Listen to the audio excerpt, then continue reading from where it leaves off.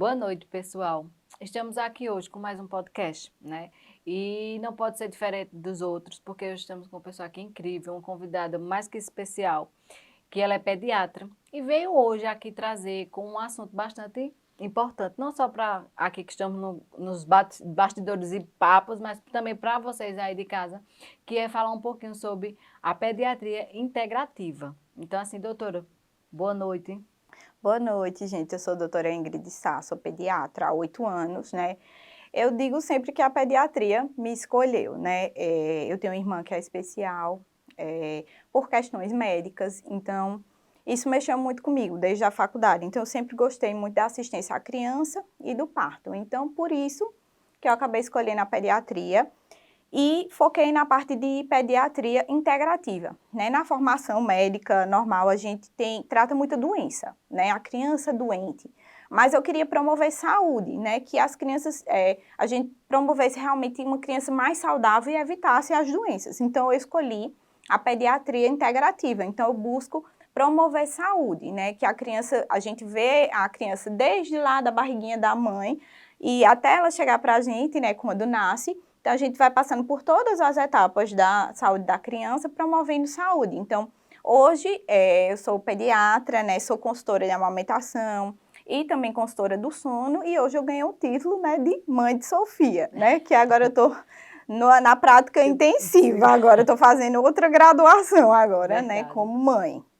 Doutora, a senhora já deu um spoilerzinho aí, né, o que realmente é essa pediatria, mas assim, para que as pessoas entendam melhor, o que é realmente a pediatria integrativa? Então, na pediatria integrativa, a gente vai buscar ver todos os âmbitos da saúde da criança, né?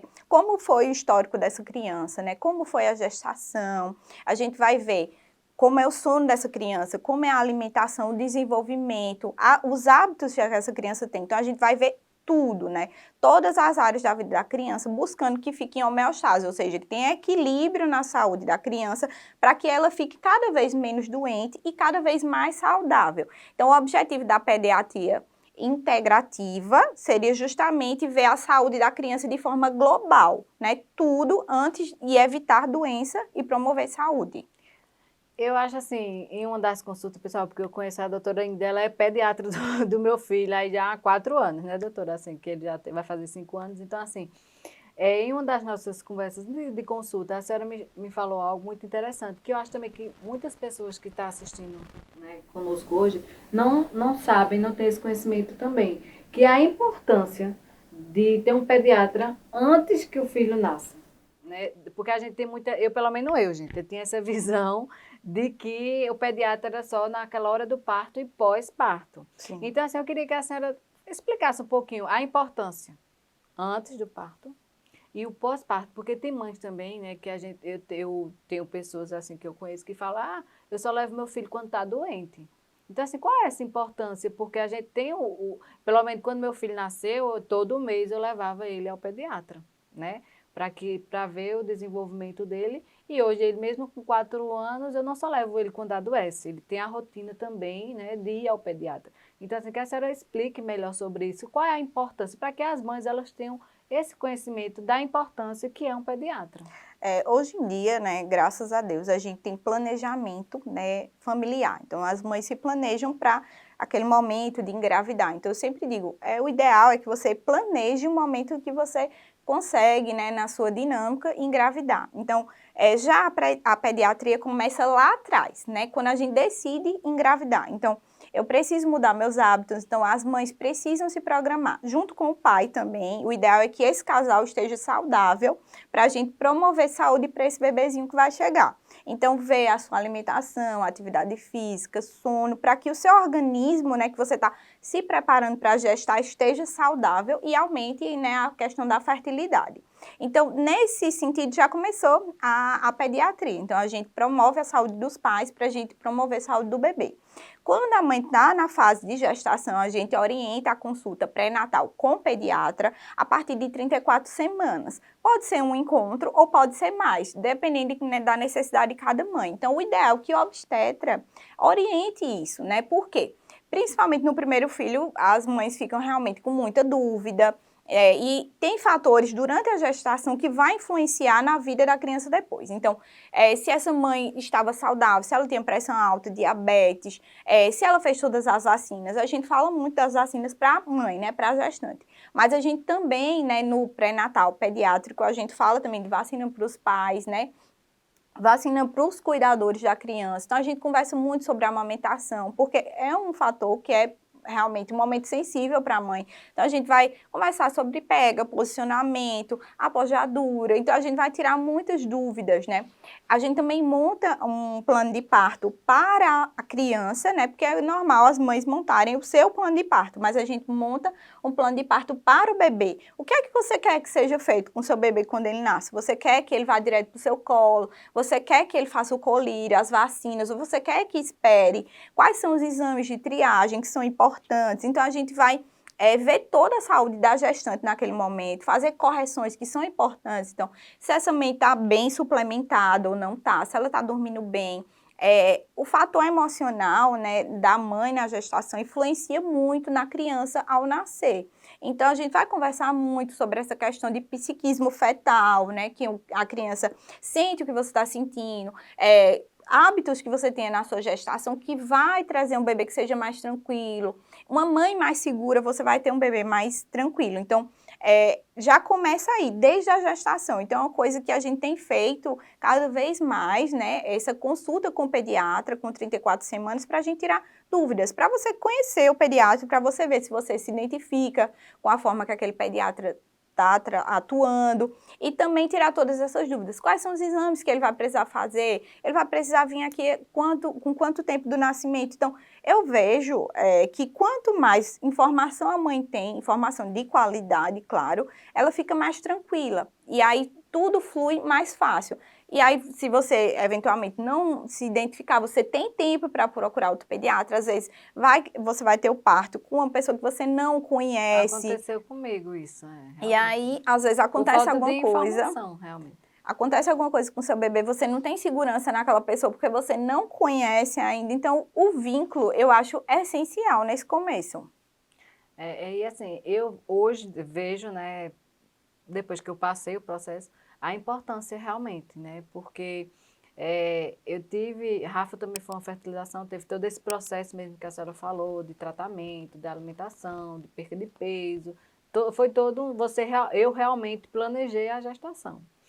E depois, aí como tive o problema também de ser uma gestação de risco, ele nasceu também antes do tempo e eu não tive essa informação, né? Que para mim hoje eu vejo que é muito importante. Porque se eu tivesse tido essa informação, a partir, porque eu vejo, hoje eu soube que é a partir das 34 semanas, né? Então, assim, se eu tivesse tido essa informação de 34 semanas em diante, talvez o Rafa não tivesse passado o processo que ele passou. Sim. Né? Tipo, ele nasceu com 36 semanas e 5 dias, a gente teve alta do hospital com 2 dias, mas aí Rafa pegou uma infecção. Os exames que a senhora fala que é importante, que é esse plano do bebê quando ele nasce, né? Que a gente não tem mesmo esse hábito, a gente só tem o hábito mesmo nosso, né? Sim. E os exames básicos, assim, que eu vi que foram feitos, é um de sangue, que é o hemograma, o tipo de sangue, que eu acho que é obrigatório. Isso, é obrigatório, né? só sai com ele. E acho que de urina, não sei, alguma coisa desse tipo. E com 2 dias, Rafa, ele em casa, chorava muito, e eu passei a perceber que não era normal, né? A pediatra até que atendeu da emergência, que eu também não conhecia, ela dizia, é normal, dê Tilenol, bebê e tal, não sei o quê. Mas eu via que não era, né? Até que eu levei ele para um hospital e foi descoberto realmente que ele estava com infecção. Então, assim, hoje eu vejo a importância, porque Sim. aí não é que talvez ele não tivesse passado, mas a probabilidade, né, seria bem menor, Sim. né? Ele poderia já ter ficado lá, já ter tido outras situações de prevenção para não chegar onde ele chegou. Exatamente. Porque assim, aí ele ficou 8 dias internado, todo aquele processo, e realmente a médica até foi bem sincera comigo, a pediatra da unidade, que ele não morreu porque eu tive essa atenção. Porque eu acho que a mãe tem isso, né? Sim. Ela Instinto materno. tem aquele instinto de, eu digo, não está normal, não sei o Isso. que é, mas eu vou descobrir o que é e tem que. E eu levei, fui Isso. e graças a Deus deu certo. Mas eu acho que realmente faltou um pouquinho né, de conhecimento. Eu sempre digo assim, sabe, Eliane, que a mãe sabe. Se a mãe está dizendo que tem alguma coisa É errado, errado, tem alguma coisa errada. Vamos procurar porque tem alguma coisa. Então, ninguém mais do que a mãe conhece seu filho. Então, se a mãe percebe que tem alguma coisa, que é o instinto materno, né? Você percebe que tem alguma coisa errada? Tem, vamos procurar. Então, nessa parte, né, o RN, o recém-nascido, é muito frágil. Então, a gente precisa, então, sempre no consultório eu tento dar o maior suporte para essa família naqueles primeiros dias. Por quê? Qualquer coisa nessa fase pode ser muito grave, né? Então, uma infecção, como o Rafa teve, né? Aquela criança que não está ganhando peso direito. Então, é uma criança que precisa de um segmento. Mais do que a criança, os pais precisam de um suporte nessa fase. Então, se você tem contato, se você já se pediatra, naquele primeiro mês, a gente vê semanalmente, né? Então, a gente tem tempo de identificar que tem alguma coisa de errado, mas se você não tem vínculo com nenhum pediatra, daqui que você consiga, tudo vai ficando mais difícil, né? E às vezes se agrava. Então, naquele primeiro mês, a criança ela precisa de um suporte muito grande, né? Então, a gente precisa ficar vendo de perto, porque qualquer coisa pode ser mais sério, né? É diferente de você ter uma criança maior, que aí a gente tem mais tempo, a gente consegue, mas naquele começo a gente precisa. Então, se você, desde a gestação, você já tinha o contato com o pediatra, ó, tá acontecendo isso, é normal? Não, vamos ver. Então, a gente já consegue identificar com mais facilidade, porque a gente tem aquele contato do pediatra já conhecer aquela criança, então tudo fica mais fácil. E também a gente tem uma cultura, doutora, que eu digo assim porque eu mesmo como cidadã tenho essa cultura, talvez deve ser da própria região também, ou até por sermos brasileiros, vamos colocar assim, de que a gente só vai em busca do médico quando está com algum sintoma, ou já está realmente com a doença, né? A gente não tem essa preocupação de prever, das prevenções, que hoje o SUS também trabalha muito com isso, embora a demanda seja grande, né? Mas a gente vê que ele trabalha muito com essas prevenções, né? Então, assim, a gente tem que entender que é importante, seja para uma criança, para um jovem, para um adulto, para um idoso, que é importante a gente ter esse entendimento, né, das prevenções. Isso. Né? Na pediatria, a gente vai dividir em blocos, né? Então, a gente divide naquele primeiro ano, né, que as consultas são mensais. Por quê? Né? No SUS também a gente faz. Por quê? Porque algo naquele primeiro ano pode impactar a vida da criança para sempre. Então, a gente vai ver tudo da criança. Então, se ela está crescendo bem, se ela está ganhando bem peso, né, se ela está se desenvolvendo de forma adequada. Quanto antes eu percebo que algo não está indo dentro do que a gente espera, a gente consegue intervir mais rápido e aquilo não progredir. Então, a gente, muitas vezes, tem crianças que a gente já vê que não está se desenvolvendo adequadamente, então a gente vê que tem alguma dificuldade visual, não está escutando bem. Então, as consultas são de forma preventiva, né? Então, a gente vai suplementar com vitaminas essa criança, a gente vai seguir. Então, a gente atua de forma preventiva, né? Então, a gente vai vendo por quê. Se eu chego, quanto mais a criança fica naquela situação, mais aquilo vai repercutir, né? Então, muitas vezes, que foi uma coisa até que aconteceu com o Rafa, que é a questão da alergia ao leite, né? Então, se a gente não identifica uma criança que está sofrendo, então a gente está tendo um insulto no intestino e aquela criança não ganha peso, não fica tranquila, isso pode afetar o desenvolvimento da criança. Então, a gente vê, né, nesse primeiro ano, todos os meses, justamente porque esse ano é o mais importante da vida da criança de forma geral. Depois, a gente fica vendo a cada 3 a 6 meses, dependendo da idade da criança. Então, a gente vai ter consultas de rotina, não só com pediatra, mas também com oftalmologista, com dentista. Então, a gente vai ter uma gama de pessoas. Que é outra informação que muita gente não sabe. Eu também não sabia. Descobri porque eu tenho uma colega minha que é amiga de uma dentista pediatra. Eu digo, dentista pediatra, porque para mim assim, era só na parte de arrancar, retirar os dentes de leite para vir o de osso. E ela disse, não, amiga, tem que ir. Veja, porque tudo isso é, mas é como a senhora falou, né? É todo o conhecimento. O primeiro filho, Isso. né? Que a gente já fica assim nervosa, porque eu mesmo fiquei, por diversos fatores. E a falta realmente de informação e de conhecimento. Ela disse, não, você leva ele. Eu levei, acho que ele tinha 3 meses, ou foi 4 meses, nessa faixa aí, mais ou menos. Não tinha nem dentro o bichinho. Aí levei ele, aí ela disse, tá tudo ok, que eles têm lá a forma de fazer os exames, né? Sim. Aí quando nasceu, ela disse, quando nasceu, mas foi bom, por quê? Porque ela me deu todas as dicas.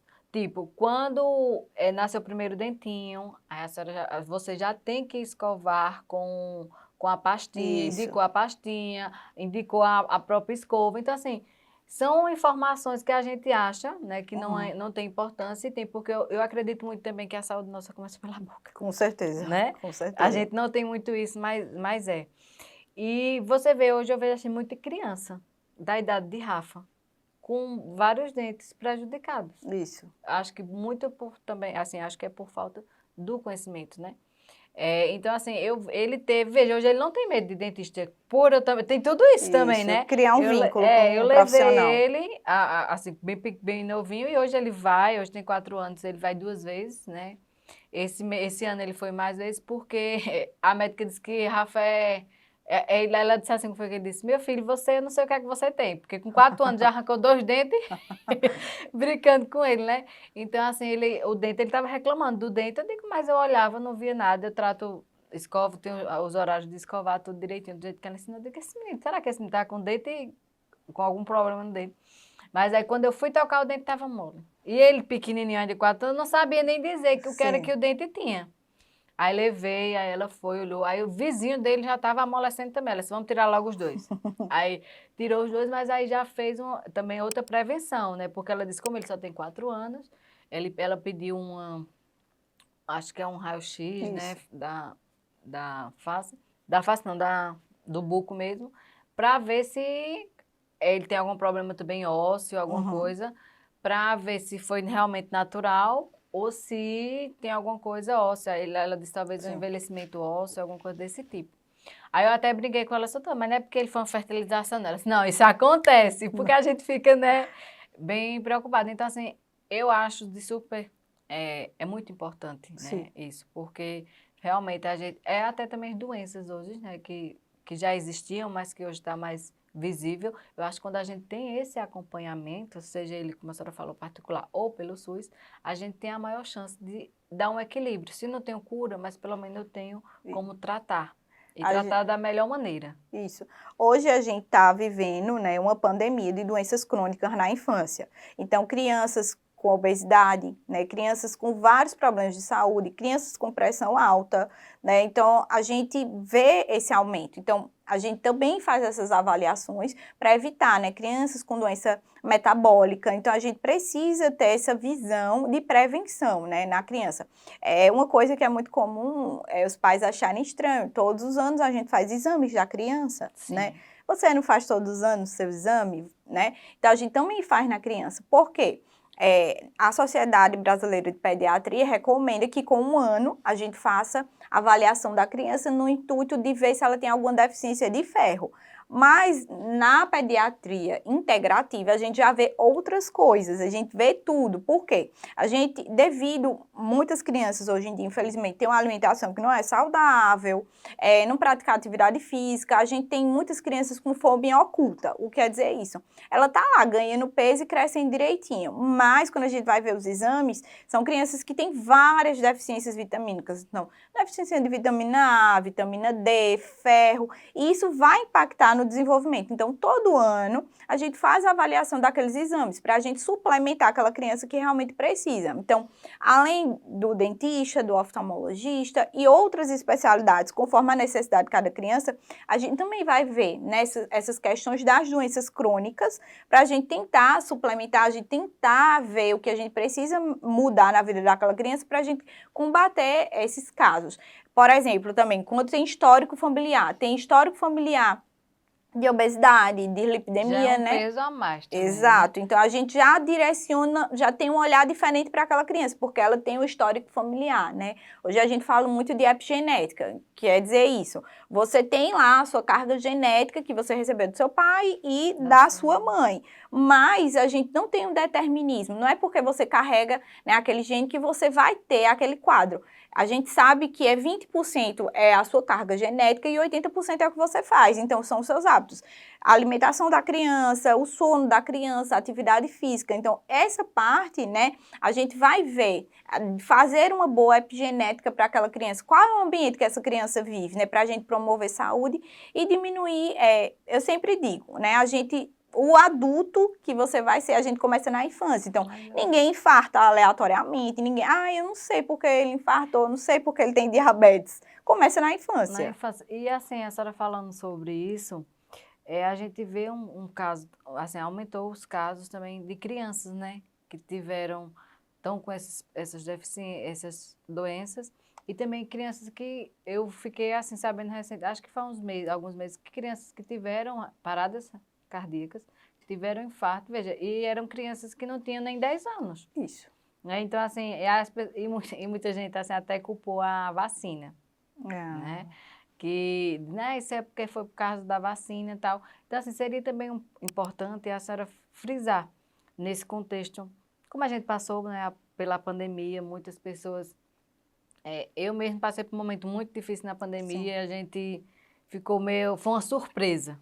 Então, quando veio como surpresa, a gente ficou meio baratinado assim, sem saber o que fazer. Eu tinha medo até de assistir repórter, não vou mentir, porque no repórter era só aquele, morreu não sei quantos, morreu não sei quantos internados, não sei quantos para morrer. Então, assim, isso afetou muito também o nosso emocional. E em relação à vacina, que foi uma polêmica, né? Que vacina ou não vacina, que eu até perguntei à senhora, eu digo, eu vou vacinar Rafa ou não vou vacinar? Vai.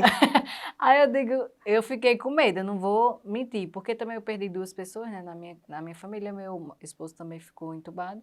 Então, assim, eu fiquei com medo. Eu já tinha sido vacinada, mas quando chegou a época de vacinar Rafa, eu fiquei, meu Deus, eu vou vacinar ou não vou vacinar? Doutora Ingrid, eu mandei até um WhatsApp, eu nem fui lá. Eu disse, doutora Ingrid, a senhora vai ter que tirar essa minha dúvida.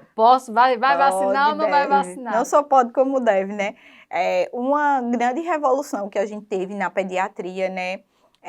São justamente as vacinas. Isso aí revolucionou a pediatria. Você vê que antigamente, né, as crianças morriam muito de doenças infecciosas, né? E hoje a gente tem vacina, né? A gente tem um calendário maravilhoso. O calendário brasileiro é um dos melhores do mundo. Então, assim, foi algo que revolucionou a pediatria, porque a gente protege, a gente melhora a imunidade daquela criança. Então, é uma forma de proteção, né? E em relação à questão da pandemia, né, você vê quanto antes o adulto começou a vacinação, né? Os adultos receberam a vacina primeiro e depois, só muito tempo depois, as crianças vieram receber, né?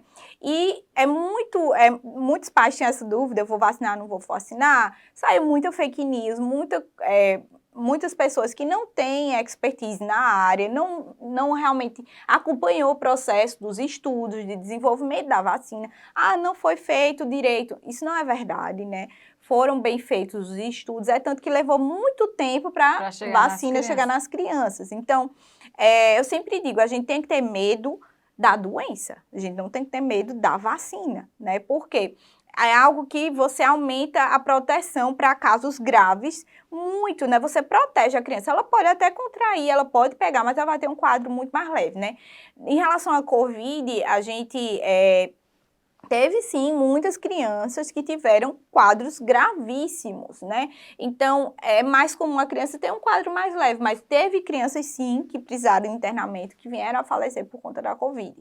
Então, se eu tenho a disponibilidade de uma vacina que é sim segura, né? Que sim vai proteger, vai evitar a criança ter um quadro grave, a gente tem que vacinar, né? Eu sempre digo, se você tem alguma dúvida, como aconteceu com você, o seu filho tem algum problema de saúde específico, conversa com o teu pediatra, tira as dúvidas, olha, eu posso vacinar, a gente pode fazer dessa forma, tem alguma orientação para o meu filho, né? Então, sai muita fake news. Então, acho que a gente tem que ter confiança no pediatra, né? E conversar e tirar as dúvidas.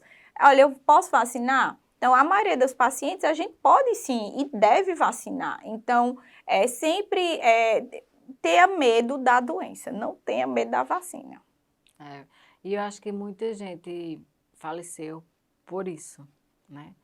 Por não ter tomado a vacina, com medo, que também até, assim, a gente pode dizer que subsentende, né? Porque realmente foi uma coisa que eu mesma, vou ser bem sincera aqui, eu nunca pensei que eu fosse viver uma coisa dessa. né?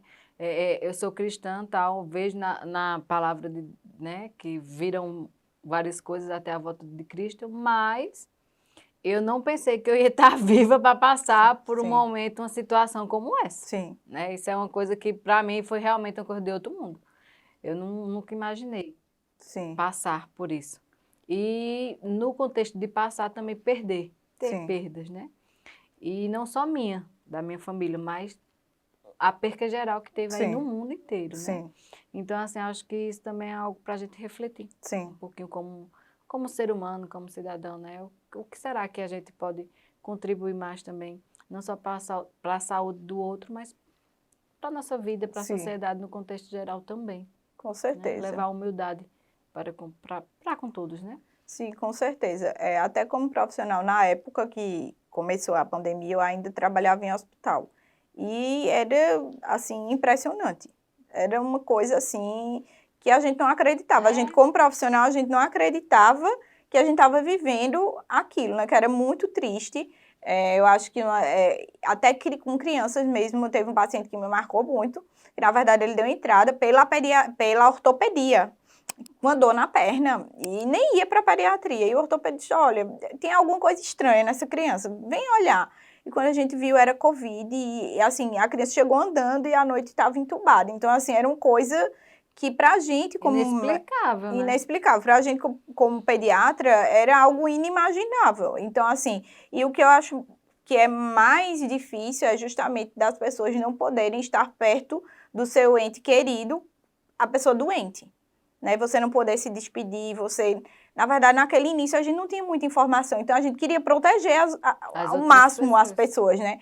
Então, até para a gente como profissional, ficaram muitas lições, né? Dessa época de tentar acolher mais, né, as famílias da forma que era possível, por telefone, enfim, mas que a gente consegue sim fazer um acolhimento, né, o máximo que a gente pode para transformar num momento mais leve para aquela família, mas foi, até para a gente como profissional, foi algo muito marcante, assim, foi muito difícil essa época da pandemia, porque era muito medo, né? É.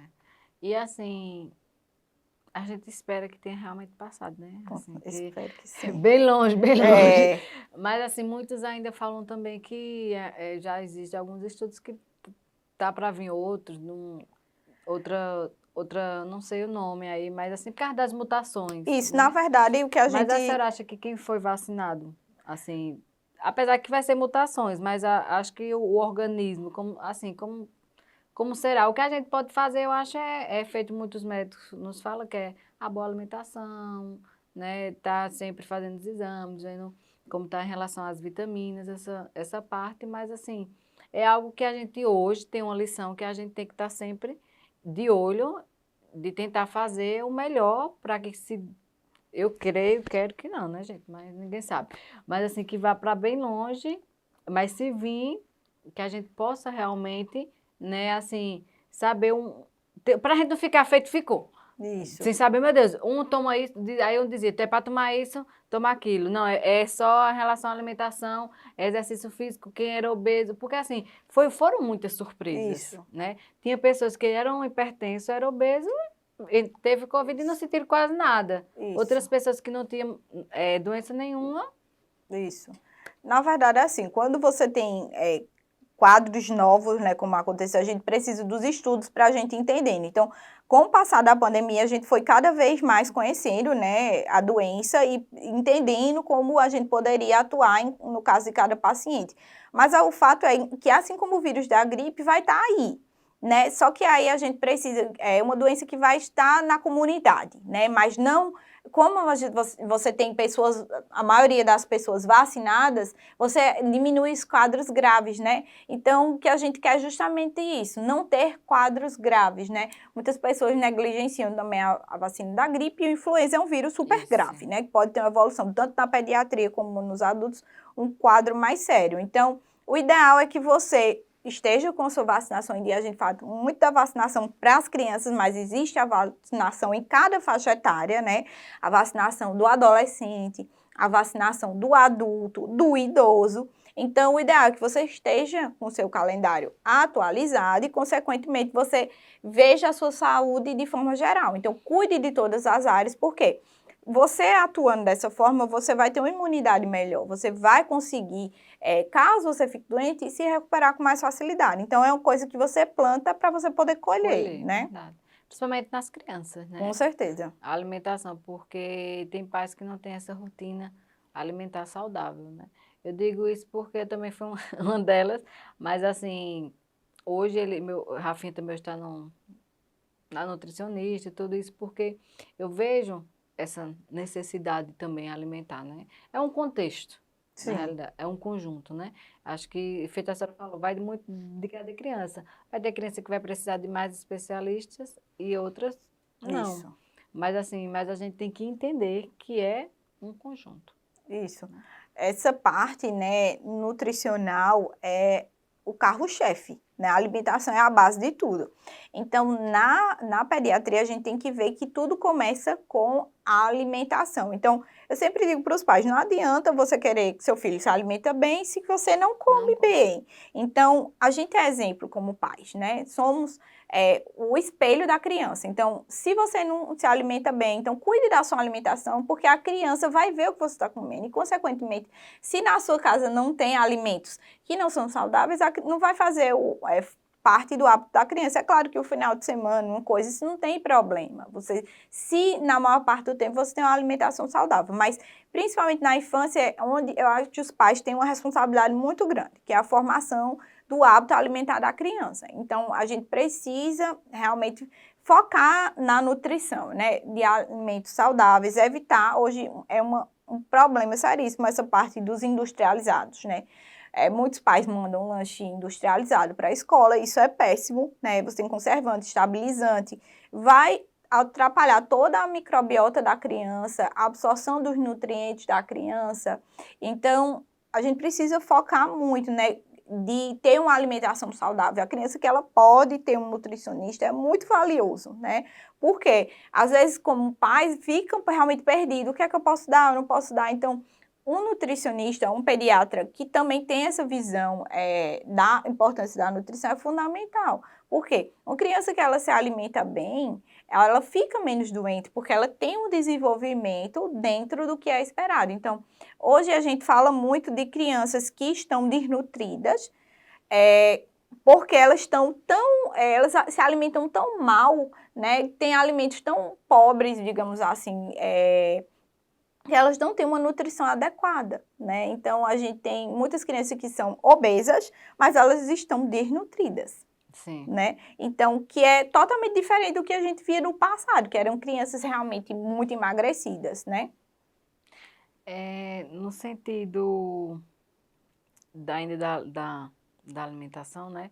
A gente vê também muito assim, muita criança consumindo doce, né? E eu acho assim que, como eu levo sempre Rafinha roteiramente, eu vejo que o doce não é algo bom para a criança. Não é bom para a gente, mas para uma criança, né? E assim, isso atrapalha muito, eu acho, no desenvolvimento nutricional da criança. Assim, o que é que a senhora dá dica em relação a doce? Porque toda criança gosta de doce, né? Aquelas que já são, que já experimentou, como se diz, né? Porque tem criança, pronto, meu filho, eu não dava refrigerante aí lá, a Rafinha. Até hoje, a Rafa não toma refrigerante. Uhum. Então, assim, é como a senhora falou, a importância. Então, assim, mas na escola ele experimentou o doce, porque em casa também eu não dava. Mas aí hoje ele realmente quer ser uma formiguinha e a gente tem que ter aquele controle, Sim. né? Então, assim, tudo vem do experimentar. O ideal é que, na verdade, a gente evite, né, o açúcar, o doce, até 2 anos. Por quê? A gente está numa fase de programação metabólica da criança e também de formação do seu hábito alimentar. Então, nessa fase, né, são os primeiros 1000 dias que vai do nascimento até os 2 anos. O ideal é que a gente evite realmente açúcar. Então, sempre conversar com os avós, né, tios que geralmente querem ofertar o bichinho. Mas, assim, nessa fase é muito importante, porque você está formando o hábito alimentar da criança e a programação metabólica. Depois de 2 anos, a gente pode flexibilizar em alguns momentos, mas eu sempre digo que o conversado não sai caro. Então, uma coisa que você faz eventualmente numa festinha, uma coisa, né, aquilo não vai afetar a criança, mas se é uma coisa que faz parte do dia a dia da criança, vai afetar a saúde dela. Então, também existem doces saudáveis, então você pode fazer, tem muitos pais de pacientes que fazem coisas maravilhosas em casa, né? Chocolate funcional, bolo funcional, brigadeiro funcional. E, às vezes, a criança, até quando outras pessoas experimentam, nem acredita que não tem açúcar.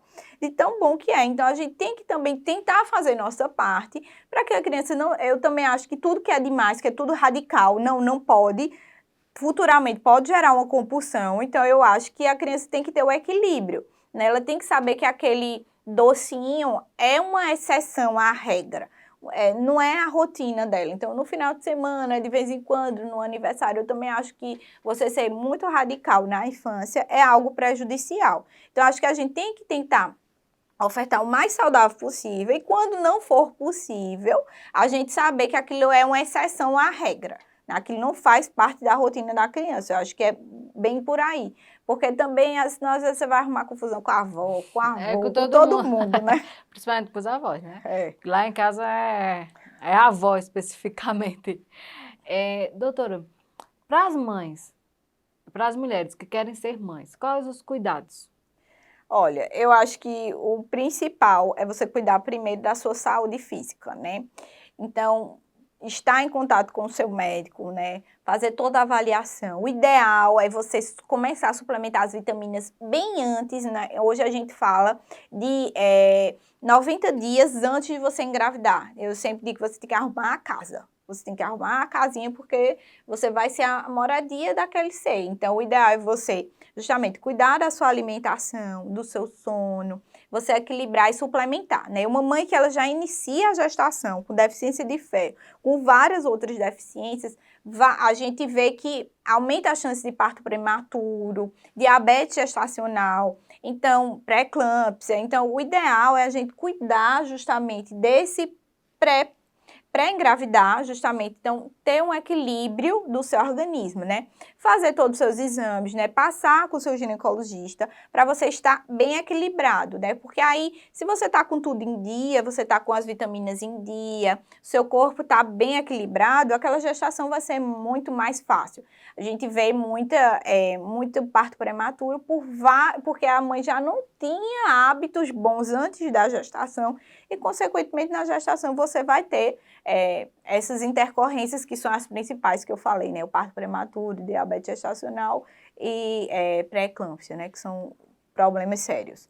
Doutora, mas e aquelas que são pegas de surpresa?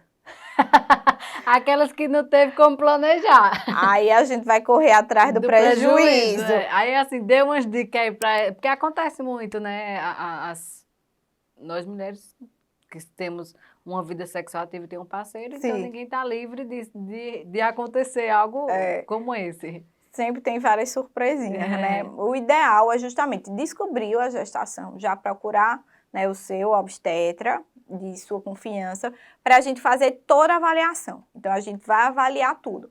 Então, eu acho muito importante durante a gestação o acompanhamento com o nutricionista, eu acho que é essencial, né? Muitos problemas da gestação é devido à alimentação da mãe, então o ideal é você ter um acompanhamento, se você pode, com o nutricionista. Atividade física, que é um mito muito grande, de que a mãe tem que passar os 9 meses sem ser ativa, isso não é verdade, né? Uma mãe, muitas vezes eu vejo as mães, eu era super ativa. Casos, né, doutora? Isso. Porque no meu caso, realmente, eu não pude. Quando você tem alguma situação específica, o seu médico, obviamente, vai sinalizar para você, no sentido de realmente um descolamento, alguma situação específica, aí realmente a gente orienta o repouso. Mas uma gravidez que a gente chama de risco habitual, ou seja, que a mãe não tem nenhum problema, ela deve se movimentar. Então, ver uma atividade física que se encaixe no seu dia a dia. Claro que se você não era uma pessoa ativa, a gente vai buscar atividades de baixo impacto, então pilates, hidroginástica, mas, por exemplo, as mães que, eu vejo muitas mães chegar no consultório, eu malhava na academia, aí eu engravidei e não fui mais. Não, você pode manter, se o seu médico liberar. Então, eu vejo como o sono também é primordial para o desenvolvimento do bebê, né? Então, cuidar muito dos seus exames, né, que esteja tudo em dia, alimentação, atividade física e sono em dia. Essas são as partes principais para você ter uma gestação, você fazer a sua parte, né, para ter uma gestação mais saudável. Realmente é um conjunto, né?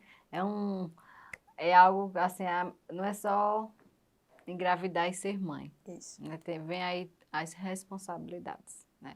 Então, assim, é bom saber que temos as responsabilidades e eu achei fantástico, maravilhoso todo o conhecimento que a senhora passou, né, para todos nós, porque eu mesmo muitas coisas realmente eu não sabia, descobri hoje.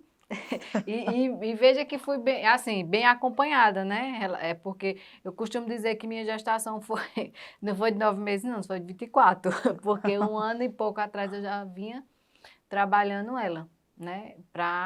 Porque eu tinha perdido o primeiro filho, todo aquele processo, então assim, eu passei anos aí, meses, para que acontecesse. E após aconteceu, teve mais 9 meses aí que teve feito, como a senhora falou, assim, de várias experiências e fatores, porque eu tive o descolamento de placenta, eu estava com, em média, de 8 semanas para 12 semanas, né?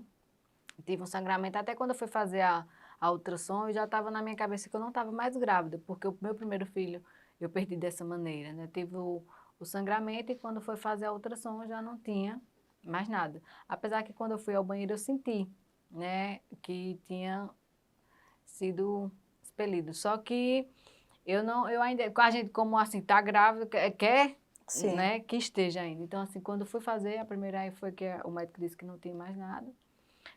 Não precisou fazer, só tomei um antibiótico e tal, e ficou tudo ok. Só que aí, no decorrer do tempo, foi se passando os dias e o tempo, eu não conseguia engravidar, e foi quando eu fui em busca de saber o porquê. E daí tudo começou, né? Aí eu tive que perder peso. Eu digo assim, que a minha gestação eu tive vários profissionais, não só o obstetra, tive endocrinologista, só não tive a pediatra, porque realmente eu não sabia. Isso aí é novo, mas na próxima eu vou, com boa. certeza, eu vou, se eu fosse ainda, né? Porque eu ainda estou pensando, gente, porque não foi fácil. Não, mas é porque não foi fácil, né, doutora? Sim, Foi é. todo um processo. Com 8 semanas eu tive novamente, né, o mesmo processo da primeira Sim, gestação. Então, quando eu fui realmente fazer a ultrassom com 12 semanas, eu pensava que eu já não estava mais grávida, porque eu sim. ainda estava sangrando, né? E foi quando o médico fez isso, ó, você está com descolamento, mas o coração está aqui, ó, batendo, o que a senhora até brinca, né? Esse Rafa veio, É, ele veio que veio mesmo. Aí assim, tava batendo tudo, então eu tive que ficar até o terceiro. Eu fiquei em casa mais ou menos 4, 12, mais ou menos até 20 semanas eu fiquei em casa. Eu não pude trabalhar, né?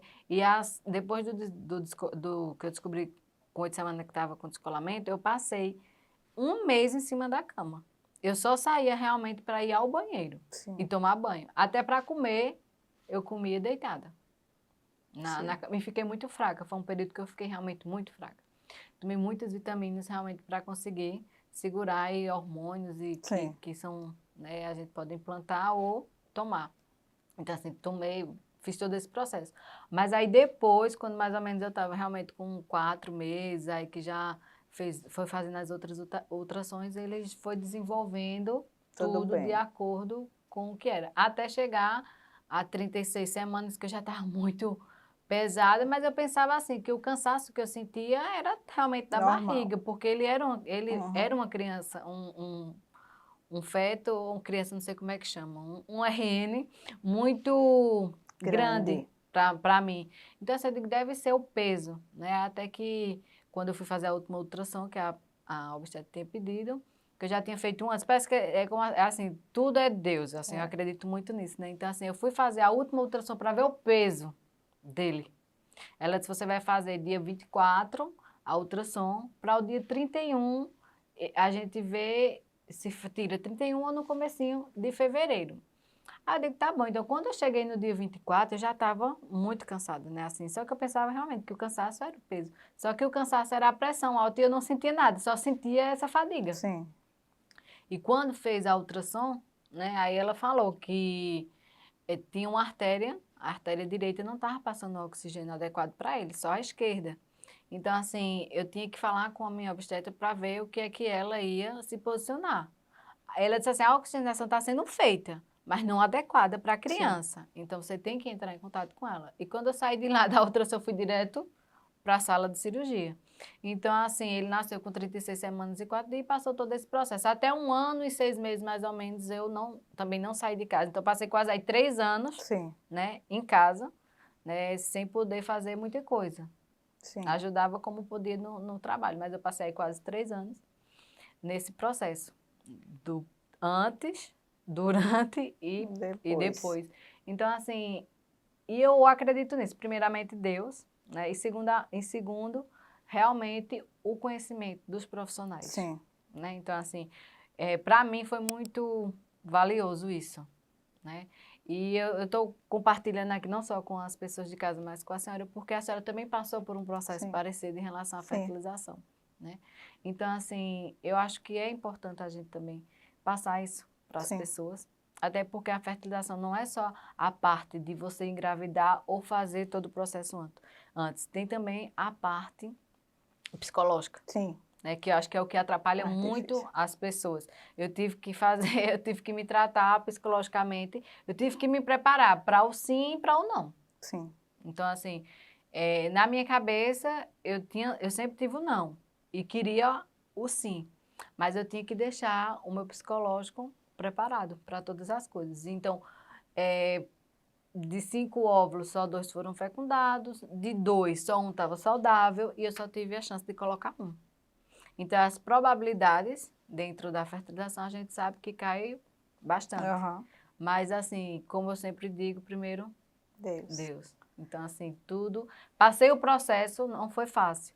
Mas hoje eu agradeço a Deus por tudo, porque eu queria ser mãe, queria entender esse amor, porque para mim é um amor que eu queria ter, mas eu não tinha, não sabia como era.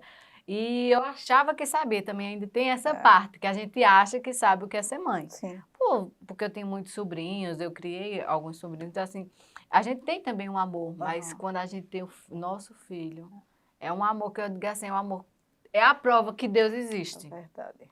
porque é um amor incondicional, né? É um amor assim que você não sabe explicar, que ali realmente você dá a vida por aquele serzinho que você sabe que depende de você para tudo, Sim, né? Então assim, eu acho que eu como cristã, eu meio que penso assim, acho que é esse amor que Deus tem por nós. Ou sim. ainda maior, né? Porque como somos carne, somos pecadores, então assim, a gente tem esse amor, mas não é supremo como o dele, mas pelo menos é um gostinho, É o mais perto. é o gostinho de saber que é parecido com aquilo Sim. que ele sente para nós, com nós. Eu sempre tive o sonho de ser mãe, né? Eu sempre me dediquei muito à minha vida profissional. Quem me conhece sabe que eu sempre me dediquei muito à minha vida profissional, mas o maior sonho da minha vida sempre foi ser mãe. Eu digo, eu vim nessa Eram as vida duas. para passar e ser mãe, né? Mas logo que eu casei, eu já comecei a tentar. Eu queria muito, meu esposo também. E foi passando o tempo e não engravidava. E dentro da medicina a gente tem uma máxima que até 1 ano tentativas é normal, né? E eu, como médica, eu sabia que isso era normal. Mas eu sentia no meu coração que tinha alguma coisa errada. Eu sentia que tinha alguma coisa. A senhora já era mãe antes de ser mãe, né? Porque a gente, a mãe é que tem isso, É verdade, eu né? já sentia que aquilo seria algo que ia me transformar muito como pessoa. E aí eu tinha esse sentimento que tinha alguma coisa de errado, e aí eu comecei a conversar com a minha médica na época, e eu achava que tinha alguma coisa de errado, e eu comecei toda a investigação, e foi aí que eu descobri que eu tinha endometriose, que atrapalha muito a qualidade dos óvulos, e assim, eu também tinha outras alterações na questão tubária e tudo, e isso dificultava muito A uma passagem, né? gestação natural, né?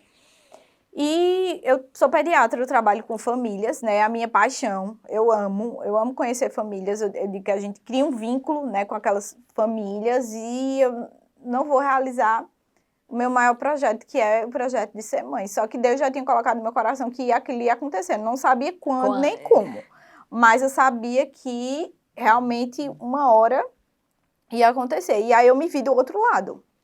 Eu não era mais médica, eu era paciente, né?